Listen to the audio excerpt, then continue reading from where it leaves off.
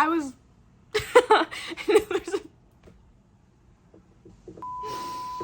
there's a red mark on my face from me leaning on my hand. Oh my gosh, hi. Apparently I'm going to be doing this video with a red mark on my face. Ephesians 2. That's what we're going to read. You can literally see the finger marks and where my palm was. Oh my gosh, that's so funny. Okay, focus up, walk in. Okay, dear Heavenly Father, thank you so much for all that you do for us. Thank you for this beautiful day outside, and thank you for the roofs over our heads and the food in our stomachs. As we read today, Father God, please give us the eyes to see, ears to hear, and hearts to receive your word. In Jesus' name. Okay, we're going to dive into this. Made alive in Christ. As for you, you were dead in your transgressions and sins, in which you used to live when you followed the ways of this world and the ruler of the kingdom of the air, the spirit who is now at work in those who are disobedient. Ooh. All of us also lived among them at one time, gratifying the cravings of our flesh and following its desires and thoughts. Like the rest, we were by nature deserving of wrath. But because of his great love for us, God, who is rich in mercy, made us alive with Christ, even when we were dead in transgressions. It is by grace you have been saved. And God raised us up with Christ and seated us with him in the heavenly realms in Christ Jesus, in order that in the coming ages he might show the incomparable riches of his grace, expressed in his kindness to us in Christ Jesus. For it is by grace you have been saved, through faith, and this is not from yourselves, it is the gift of God, not by works, so that you can boast. For we are God's handiwork, created in Christ Jesus to do good works, which God prepared in advance for us to do.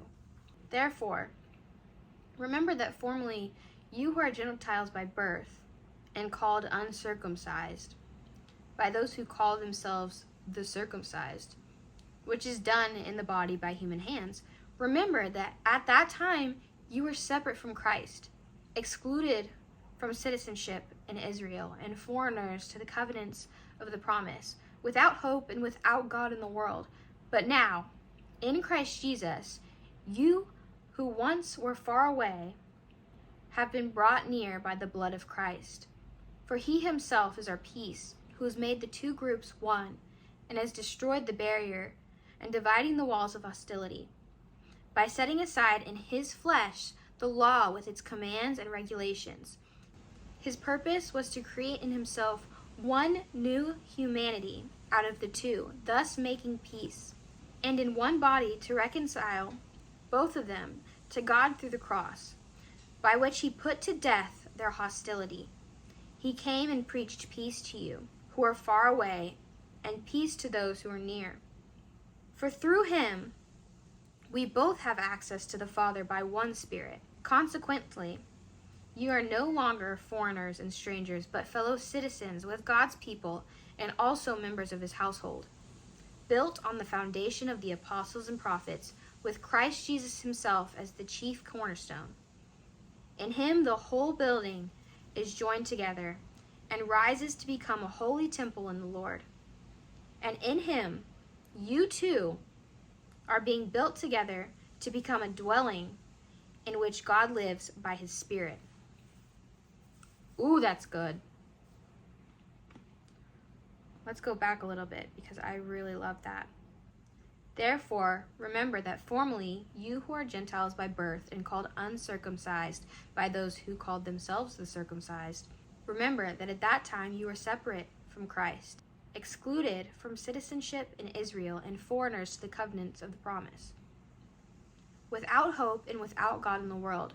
But now, in Christ Jesus, you who were once far away have been brought near by the blood of Christ. For he himself is our peace, who has made the two groups one, and has destroyed the barrier, the dividing wall of his hostility, by setting aside in his flesh the law with its commands and regulations.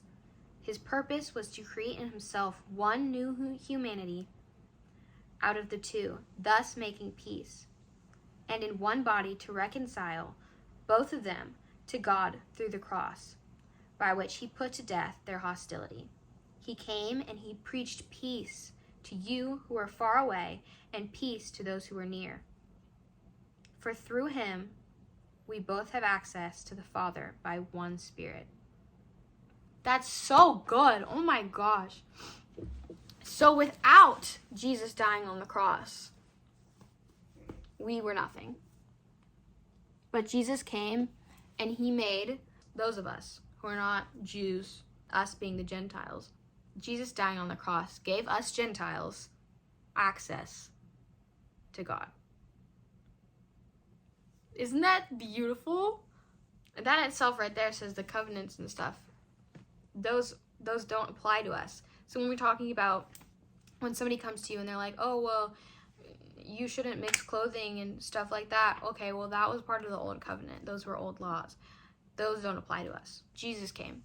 Now, instead of following this long list of all these rules and things that we have to do, now all we have to do is believe in Christ Jesus and be baptized in his name and follow him.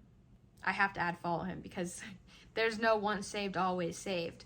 The thing with once saved, always saved is hypothetically, if I were to become saved, right?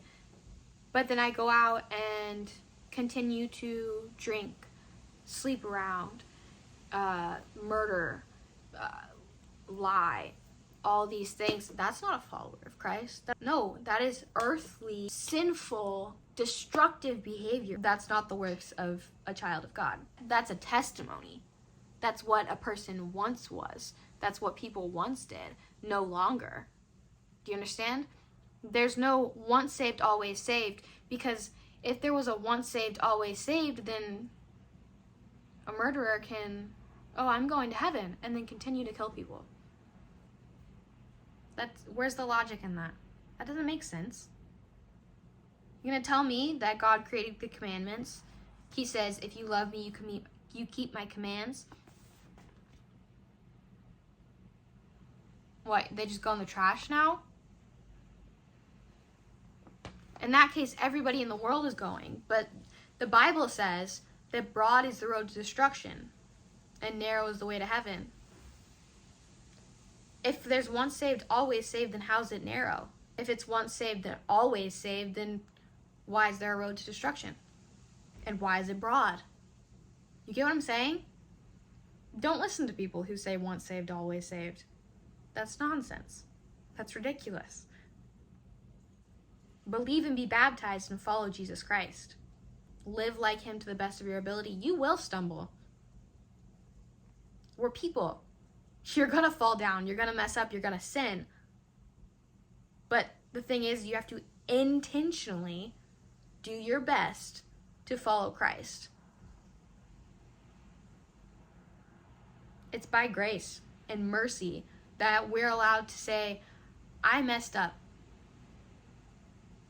I messed up. Help me. Forgive me. I love you. I don't want to do this. It's sinful nature. We're living in a sinful world. We're going to stumble. But the thing is he's right there and he's going to tell you, get up and keep going. He wants you to get up and keep going. If you stumble, don't run from him. He loves you. Get up and keep going.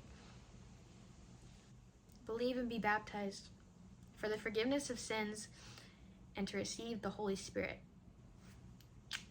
I love you. Jesus loves you more.